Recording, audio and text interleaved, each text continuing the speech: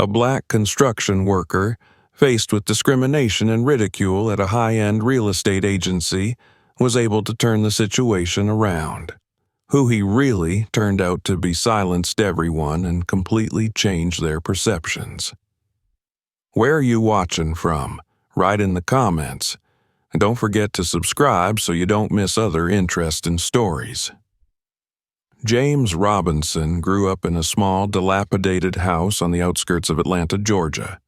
It was a home in name only, barely insulated in the winters, stiflingly hot in the summers, and perpetually in need of repair. The roof leaked when it rained, and the creaking floors bore witness to generations of struggle. For James and his 6 siblings, life was a constant tug-of-war between hope and hardship. His mother, a nurse who often worked double shifts, was the backbone of the family, while his father, a carpenter, did odd jobs to put food on the table. Despite their struggles, James's parents instilled in him the values of perseverance and compassion.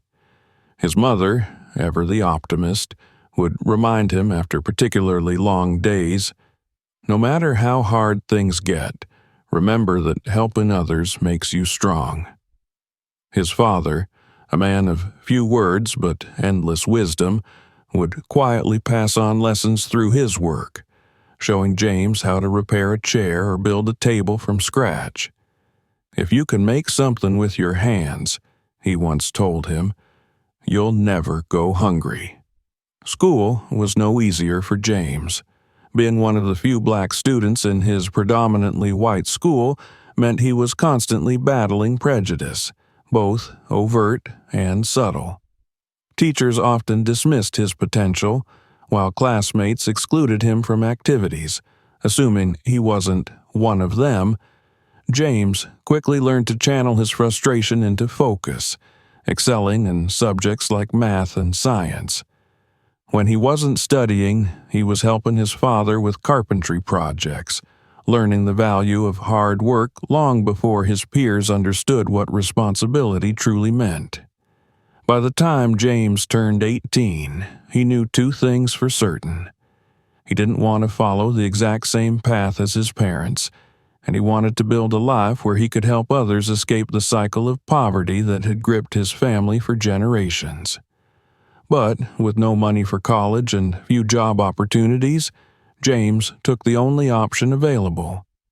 He became a construction worker. At first, the work was grueling and thankless. Days began before dawn and ended after the sun had set, leaving James exhausted and covered in dust. His co-workers were a mix of seasoned laborers and younger men like himself, all struggling to make ends meet. The older workers taught him the tricks of the trade: how to properly pour concrete, how to read blueprints, and, most importantly, how to stay safe in an environment where one wrong move could mean disaster. James quickly gained a reputation as a hard worker.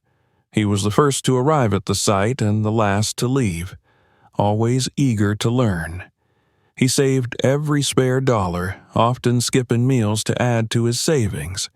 When he wasn't working, he was reading books on construction management, sketching out ideas for projects he dreamed of building one day.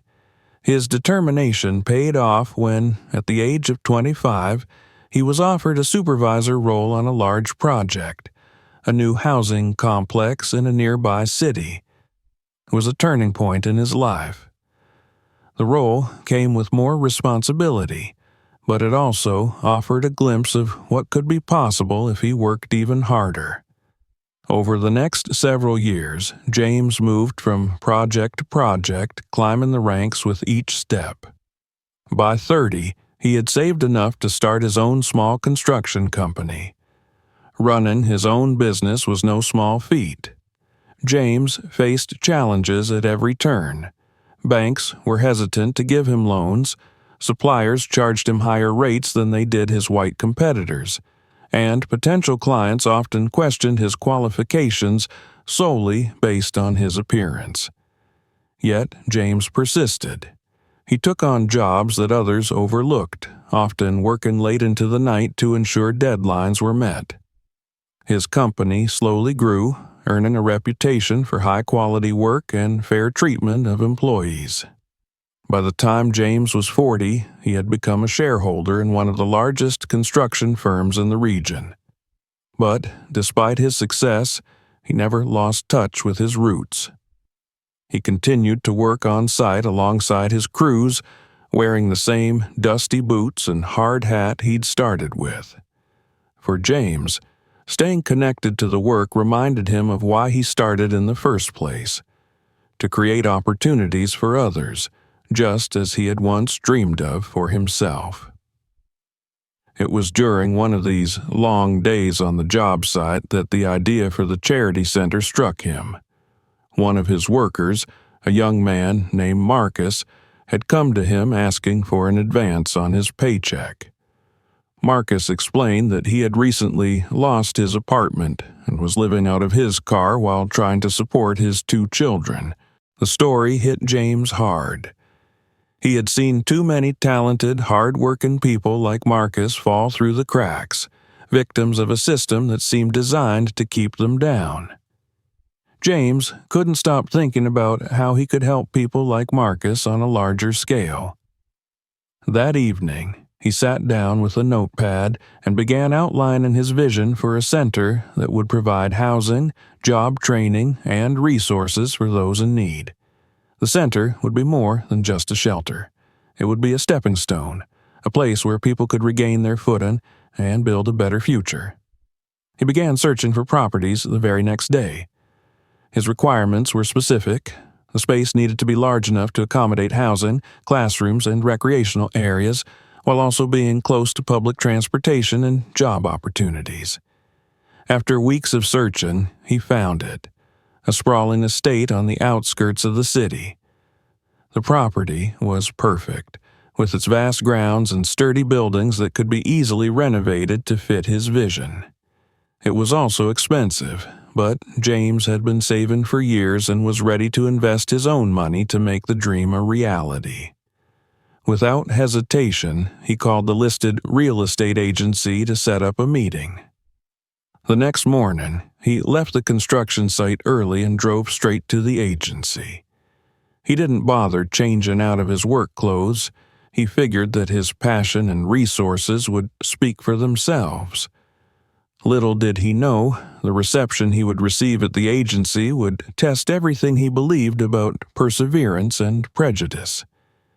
The air in the real estate agency was thick with the scent of freshly brewed coffee and the faint, sterile aroma of polished wood. The walls were adorned with framed photographs of luxurious estates and sprawling mansions, each one a testament to excess and affluence. James Robinson stepped inside, his steel-toed boots clinking softly against the marble floor. The room went momentarily quiet as a few agents glanced up from their desks. Their eyes swept over him quickly, as if processing whether he was a client or someone who had wandered in by mistake. James, unfazed by the subtle stares, walked directly to the front desk. His clothes, still dusty from the construction site, bore the marks of honest labor: a high-visibility vest, faded jeans, and a work-worn jacket. The receptionist, a young woman with a neatly pressed blazer, forced a polite smile. She blinked at him, clearly unsure how to proceed. Before James could say a word, her eyes darted toward another employee, silently signaling for backup. Moments later, a tall man in a sleek, tailored suit approached. His perfectly styled hair and polished demeanor screamed professionalism, but the faint twitch of his lips betrayed his uncertainty. "Can I help you?" he asked, his tone measured and polite, but tinged with an undertone that James had learned to recognize over the years: disbelief. James explained that he was interested in purchasing an estate. He gave the name of the property he had seen listed, detailing his plans for transforming it into a charitable center. The man's expression shifted almost imperceptibly as James spoke. his polite smile tightening into something less genuine. "We can certainly discuss that," the man replied, gesturing toward a seating area. "But let me ask, are you sure this is the type of property you're looking for? It's quite substantial." James didn't miss the hesitation in the man's voice. It was the same tone he had encountered countless times before. People trying to measure his worth based on his appearance. He sat down anyway, determined to stay focused on his goal. The agent joined him, opening a sleek tablet and pulling up images of the estate. James listened patiently as the man described its features, but he could feel the weight of the agent's skepticism pressing down on the conversation. When the discussion turned to the property's price, the man paused meaningfully, as if expecting James to back out. Instead, James nodded thoughtfully, asking about the specifics of the transaction process. The agent's eyes narrowed slightly, his smile now a thin veneer of professionalism. As the conversation continued, it became clear to James that the agent wasn't taking him seriously. Questions were deflected, important details glossed over. The agent even suggested that James might be interested in other properties, pulling up smaller, less impressive listings. James's patience began to wear thin, but he kept his composure. He was used to being underestimated, and he had no intention of letting this man's condescension derail his plans. The turning point came when the manager of the agency, a middle-aged woman with a no-nonsense air, approached. She introduced herself with a firm handshake, her eyes flicking briefly to James's boots before settling on his face. Her smile was cordial, but the slight arch of her eyebrows suggested skepticism.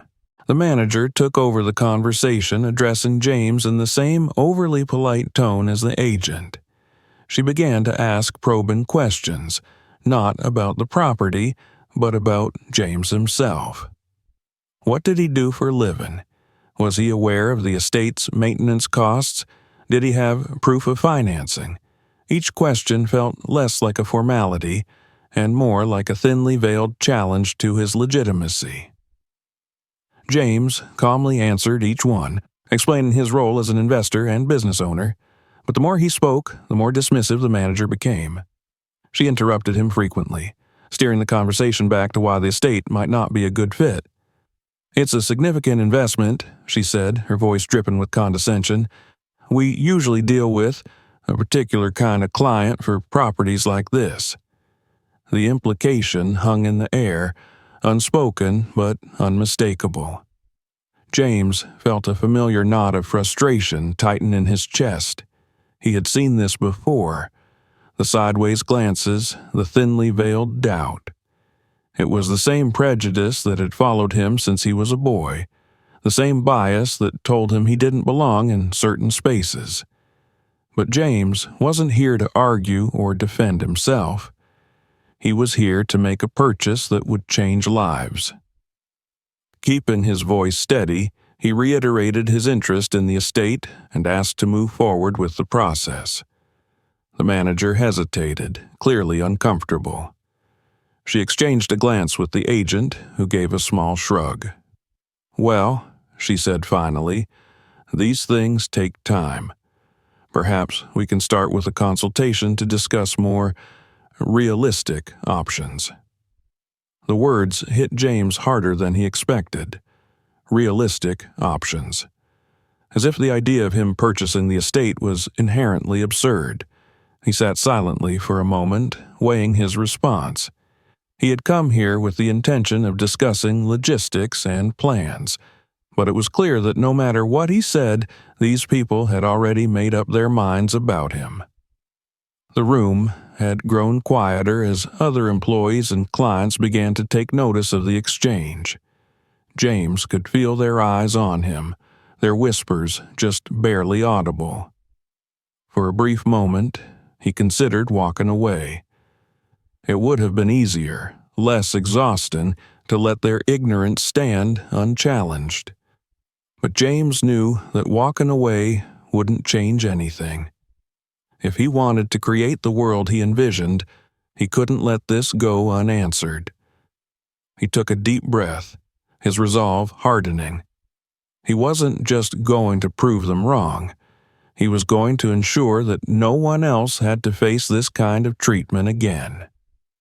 The manager's condescending smile faltered slightly as James leaned forward, ready to speak his truth. The air was thick with tension as James sat across from the manager, her condescending smile still fixed in place, though her eyes betrayed a flicker of uncertainty. The agent, who had initially greeted James with feigned politeness, now shifted uncomfortably, unsure of how to navigate the situation.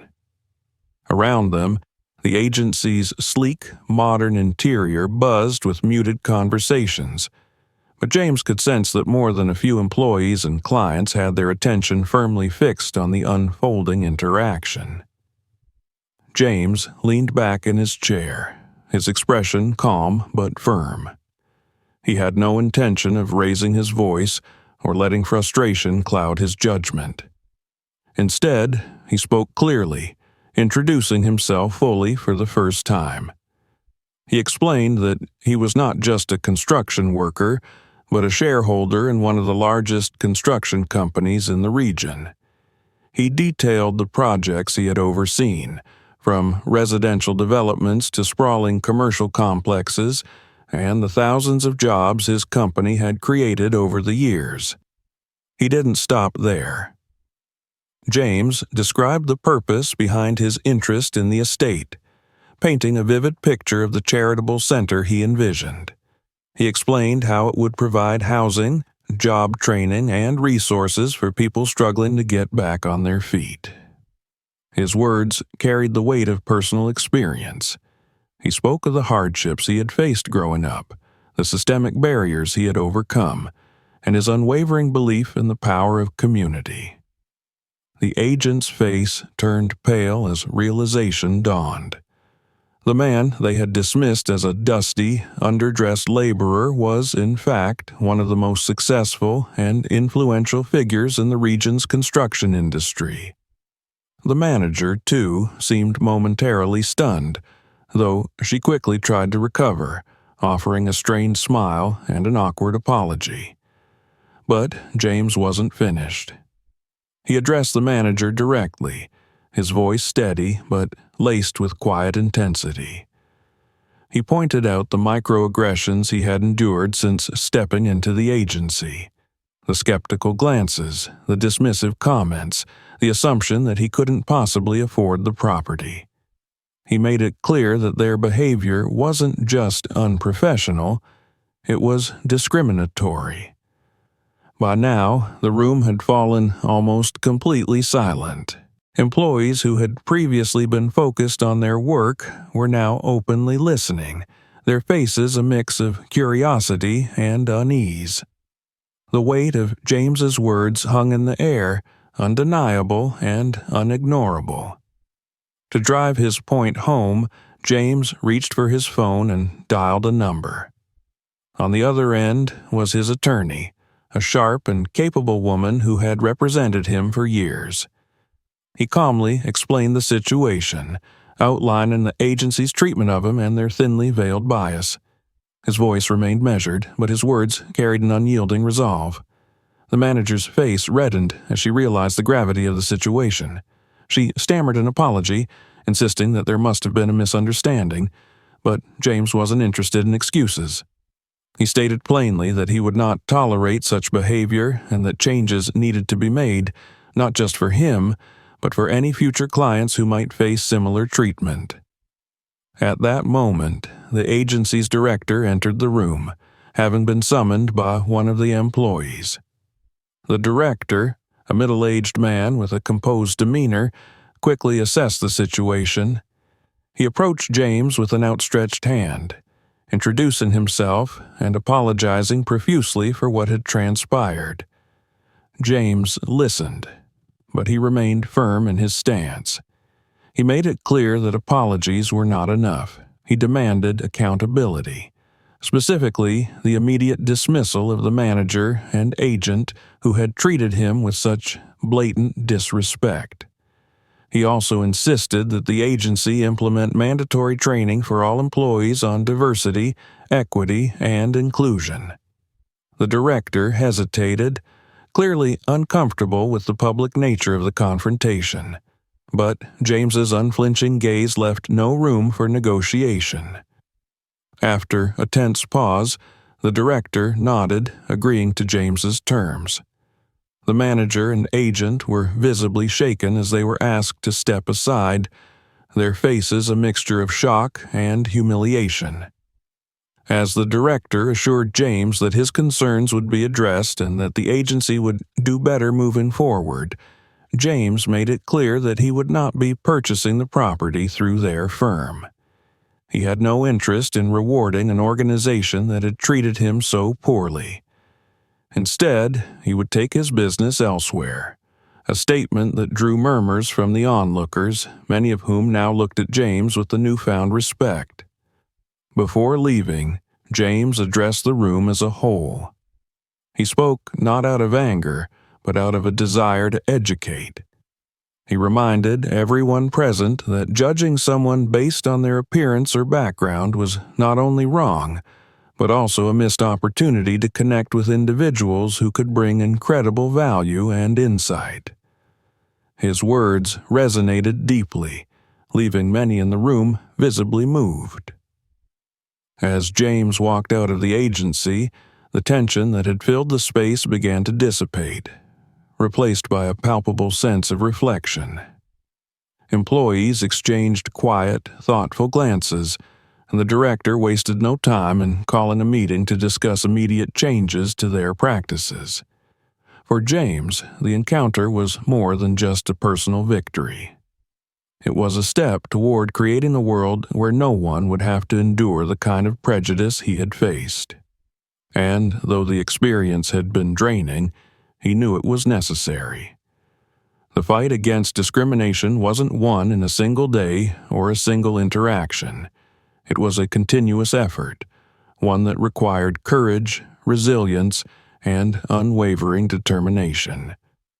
James left the agency with his head held high, ready to continue his journey. He had stood his ground, demanded accountability, and planted a seed of change. Now it was time to focus on what truly mattered, turning his vision of a charitable center into a reality. James Robinson left the real estate agency with a sense of both resolve and exhaustion. The confrontation had been draining, but it was necessary. As he stepped into his truck and started the engine, he looked at the small notepad on the passenger seat where he had scribbled his vision for the charitable center. This dream, born from years of witnessing the struggles of hard-working people like Marcus and himself, was worth every ounce of energy he had expended. His focus shifted back to the goal, securing the perfect property to make that vision a reality. The very next day, James reached out to another real estate agency, a smaller firm with a reputation for integrity and excellent service. The difference in treatment was immediately apparent. The agents were attentive, respectful, and genuinely interested in helping him find the best fit for his needs. Within days, James was touring the sprawling estate he had set his heart on. The property was even more impressive in person. A grand main building surrounded by acres of lush greenery, with additional structures that could easily be converted into housing, classrooms, and recreational spaces. James wasted no time. After consulting with his legal and financial teams, he finalized the purchase. This time the process was seamless, a stark contrast to the hurdles he had faced at the first agency. As he signed the final paperwork, he felt a surge of pride, not for the acquisition itself, but for what it represented. This wasn't just a piece of real estate, it was a foundation for change. With the property secured, James assembled a team to begin renovations. Architects, contractors, and community leaders came together to bring his vision to life. The project quickly gained momentum, with workers transforming the estate into a haven for those in need. Dormitories were built to house families, classrooms equipped with state-of-the-art technology were installed for job training programs, and a large communal dining hall was designed to serve free meals daily. Outdoor spaces were developed into gardens and recreational areas, providing a peaceful environment for healing and growth. Word of the project spread throughout the community, attracting volunteers, donations, and support from local businesses. James made it a point to involve the people who would benefit most from the center, inviting them to contribute ideas and share their needs. This collaborative approach not only ensured that the center would address real challenges, but also gave the community a sense of ownership and pride in the project. Months passed, and the grand opening of the Robinson Community Center finally arrived.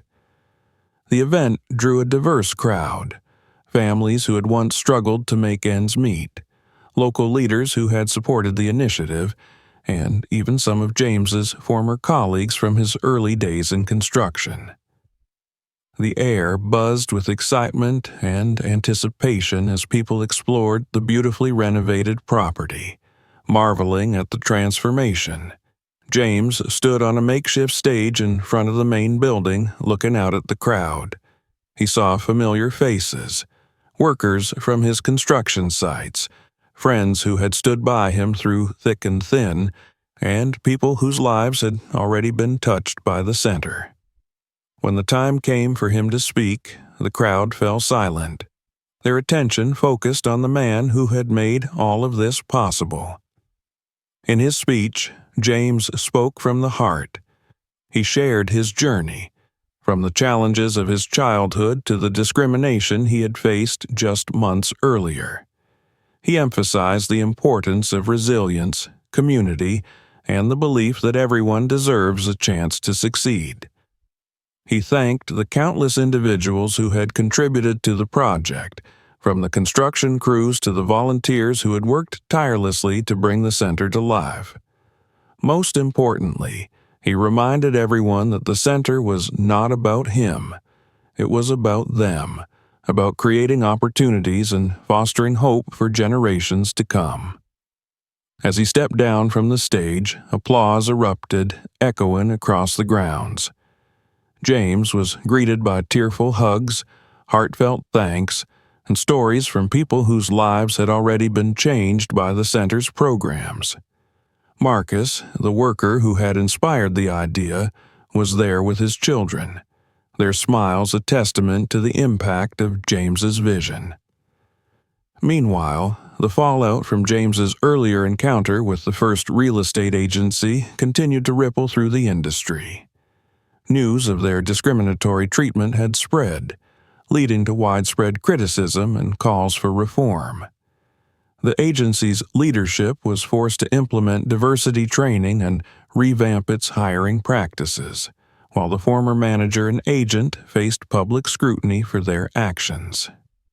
Though James took no pleasure in their downfall, he hoped the incident would serve as a lesson and a catalyst for change. Back at the center, James immersed himself in its day-to-day operations. He personally oversaw the programs, ensuring they met the highest standards. He worked alongside the staff, listening to the stories of those who came through the doors. Each success, whether it was a single mother finding stable employment, a homeless veteran securing permanent housing, or a young person gaining new skills, was a reminder of why he had fought so hard to make the center a reality. For James, the center was more than a building or a project.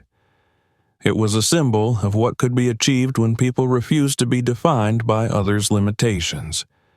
It was proof that with hard work, determination, and a commitment to doing what was right, even the most entrenched barriers could be overcome.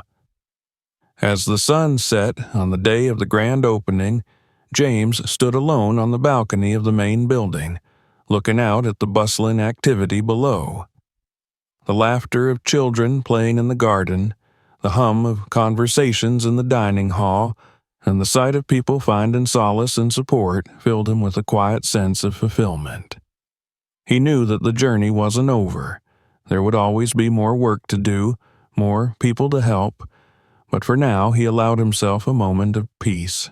James Robinson had turned a vision into reality, proven not only to others but also to himself that success was not about wealth or appearances.